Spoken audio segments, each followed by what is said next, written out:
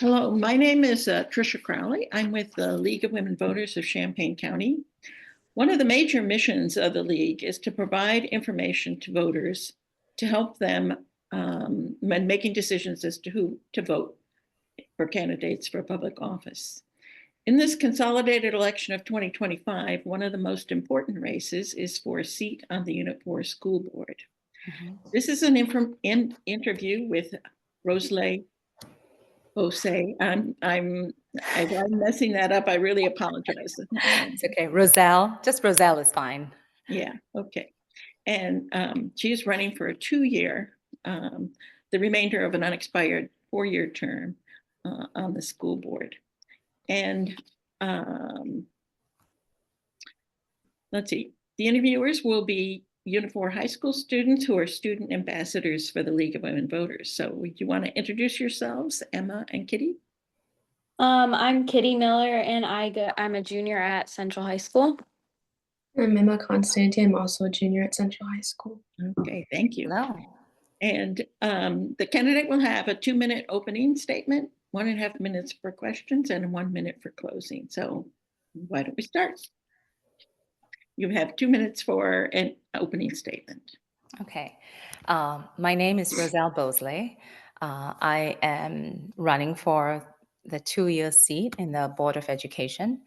I am a teacher by profession and have been one for over 2 decades.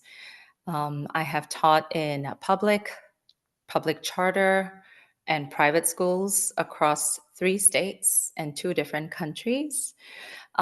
So I do bring a lot of value to the board, and my goal has always been students and children, and and that's why I do what I do.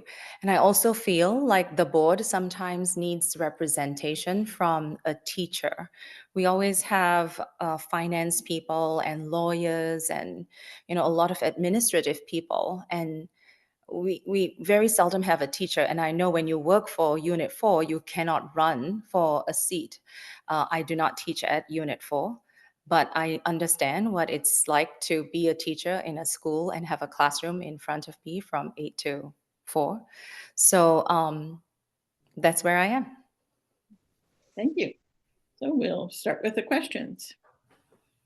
What life experiences and skills do you have that would make you an effective member of the school board?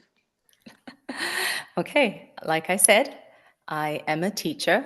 I work with children. Right now, I am teaching K through 8. Life experiences, I have always volunteered in many different areas, always as a mentor to students. I have worked with terminally ill students. A lot of my volunteer work was with childhood cancer awareness and childhood cancer families. Also, I have tutored when in my home country, where I tutored children who were put in a home where the women, they're children of battered women, mothers who were beaten up by their husbands, and these children needed a safe place. So I have worked with them. So yeah, I have a lot actually. So, and it's part of my job too. I'm still working as a teacher. What do you think are the 3 biggest problems at Unit 4, and what solutions would you offer? All right, this one was actually a question that NG has posted already. So I'm just going to look at my notes because I already answered this just recently. So the 3 key issues that we have is the top priority. I think we all need to lead with empathy and integrity. Board meetings are very hostile. Children are watching this. And we are really lacking empathy and humility. The second one I would say is to ensure our human resource department is effectively able to recruit and fill critical vacancies. We have just too many empty spots. And then we also need to we need to implement a strategy to identify struggling students and provide targeted support. And when I say struggling students, they are across the board, like literacy from a very early age. We need to really target this. There could be dyslexic students, autistic students, special needs students, and there are also some children who just are poorer at reading. So we need to really target those and help them first. Do you have any experience, especially volunteer experience, working with children? Okay, I feel like this question keeps coming back. Yes, I do. Do you need me to say the same thing again, or do we want Up to? to you. Okay, so I work with children all the time. That is my job also. I volunteer. Right now, I am volunteer mentoring a robotics team for high school. And it's area high schools, which include Centennial, Central, Uni High, Mohammed, Urbana. There are a bunch of high school kids who are very interested in robotics, and these are not provided at our schools. So there is a group outside that is nonprofit, and I'm one of the coaches over there. And it's actually 5 or 6 times a week. So it's competition time right now. So that's where I am working with, and I really encourage girls to get into STEM because it's really dominated with male students. I also teach students at home. I teach music at home. I work with kids who need extra help with schoolwork. So there we go. Public perception is that the current school board is dysfunctional. As a board member, what would you do to help create a functional board? Yes, so it is dysfunctional now. First of all, I think we all need to act with a little kindness as a board. We are in a leadership role. Everyone is looking at you, and you need to set an example. And if we fight and have public disputes and divide ourselves into groups, we are doing no one any good. So we need to, it's okay to disagree with others because, that's how life is. But we have to agree to disagree and do it in a respectful way and collaboratively work and come to consensus. So hopefully the new candidates can bring this to the board. Unit 4 administration had a large number of high ranking staff leave. Why do you think that occurred?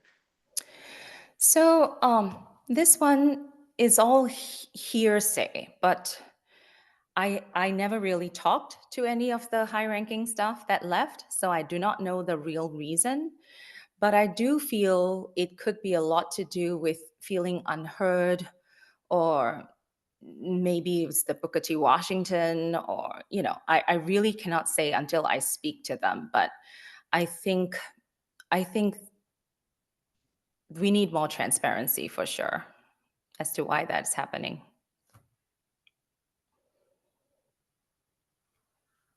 Regarding the Unit 4 budget, assuming no new revenue, would you want to reallocate money to other existing programs or new programs? What programs, and if so, where would the funds be taken away from? So yeah, I read this question, and to be honest, I really cannot answer this question without having information. I need to see the data. I need to see all the programs. I need to see the budget, and then probably evaluate what programs are working and what programs are not working. So I cannot say for sure right now what I will do without having data in front of me. It's almost yeah, I couldn't do that. Are more resources needed for the special education program? Absolutely. I think mostly I think it's hiring and retaining experienced staff. Um, and that is across the board, not just special education. I think that's what I hear most. And if you go on the Unit 4 website, it seems like we do have a lot of empty spots to fill. Are more funds needed to address the issues of non-English speaking students and families? I do not know about funds. Again, once again, I need to have information, and these questions also just came late last night. So I didn't have time to research about what funds we even have to help non-English speaking students. But I do know, again, based on the website, we do have quite a few positions in ESL that are vacant. The issue of assigning children to a school is difficult because there is the need to balance the desire for neighborhood schools, socioeconomic integration, and transportation. There is the current Schools of Choice program and 4 plans presented by consultants. What are your views on this issue? So yeah, this was also an NG question. I don't think any of the scenarios presented were a good choice. I think, and this is really not the district's fault. There's a federally mandated consent decree, and this was intended to address inequities. And after 20 years, it's almost clear that the district's control choice system, it's really not beneficial to the students. It's driven financially capable families to private schools, and then the ones who remain, they have this huge transportation burden on them. So I don't think any of the 4 scenarios really work. So this is something I think a whole community, teachers, board need to come together and figure out something for our students, especially the ones that are traveling across town, and it's just a mess. So we need to figure something out. School success is greatly impacted by attendance. How would you increase attendance? Okay, so I think finding out the reason why the attendance is poor is important, because then we can tackle the problem. I'm assuming transportation could be a problem, especially with the buses, traveling far. And if somebody missed the bus and the parent has to go to work or cannot drive them across town, they probably miss school. I know one of the other things during my experience working in a public charter school, and that was a high school, one of the things we did do, because that was like a Title I school, so 99% of them had reduced or free lunch. One of the things they did do is offer incentives. So if a student stayed 100 days in school, at 100th day, at that time, they gave that child an iPad. But that again, it's so difficult for that school to have children even for 100 days. So providing some kind of incentive would be a good idea. What can be done to increase student test scores? Okay, so test scores, a lot of times, a lot of our students are at different levels. And so early intervention in literacy and other learning differences, combined with informed and targeted support, can help students, especially the ones who are falling behind. So I don't know what we are doing right now to target these children really early. But I do know, because I have a child in high school, that in the English class, when you go into freshman year, there are children reading at second, third grade level. And then there are children reading at 10th, 11th grade level. So obviously test scores are going to be very different. So we have to identify this a lot earlier so that we can improve test scores. Pursuant to board policy section, the board has the authority to approve the hiring and firing of Unit 4 personnel. Under what circumstances would you further pursue the superintendent's decision to dismiss professional staff? Okay, so this one, the superintendent will always have the power to hire and fire, but the superintendent should be able to justify. And in a lot of cases, we've been here quite a few years, and I have seen we let a principal at Centennial go, and it was very clear reason why, and nobody asked why, because it was a very clear reason. But sometimes if you cannot justify, and if there's a lot of questions, I think the superintendent should answer to those, like for example, I'm going to say the Booker T. Washington case, that seemed to have a lot of like community coming and asking, and because they really liked that stuff. So I think the superintendent should be able to justify and just come out and say what the reason was, the true reason. And because you hear so many reasons, and I really don't know the reason even until today, what was behind all of it. It seems a number of basic questions that board members have asked have gone unanswered. What would you do to make sure board members' questions are answered? So by who? By the board president or by who? I'm sorry. Well, I guess it's up to you to decide who should be answering board questions or what kinds of problems that you've seen on the current board. Okay, so right now, I I think that no one is answering anybody's questions. Um, so what I would do is work collaboratively to answer those questions. And sometimes being a board member, this is not all the board members have jobs too, right? Everybody has like a full-time job. So give them some grace to answer your questions. You shouldn't expect that if I email you this morning and you're going to answer 2 hours later, that is also unreasonable. But I think having a few days and giving them the grace period, but you also have the responsibility as a board member to answer the questions. So I think having a little grace period, but still getting to the answer is very important. Under Unit 4's contract with Superintendent Boozer, the school board could terminate the contract 1 year early by acting May 31st, 2025. Would you vote to terminate the contract at that time? Why or why not? So this is a difficult question. The superintendent right now has her contract until 2026, and I would assume that is how long she would stay. This is somebody's job.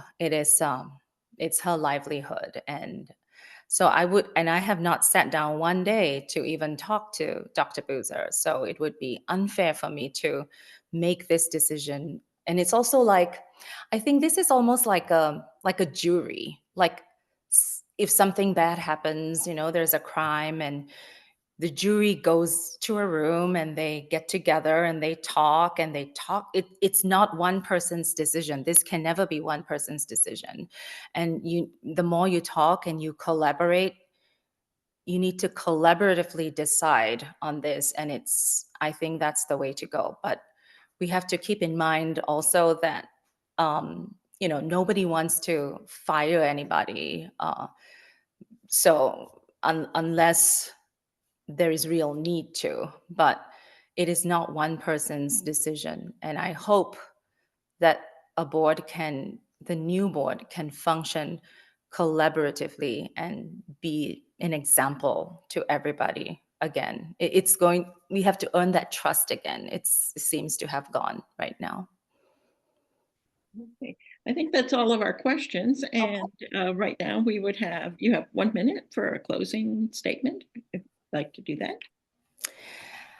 So it's right now I feel the board is very broken and very divided. And that causes also division in the community. And I think we really have to come back together, because ultimately this affects our children. And the whole purpose of the school board is to focus on the success of every child. And when we cannot function successfully, kindly, with empathy and humility,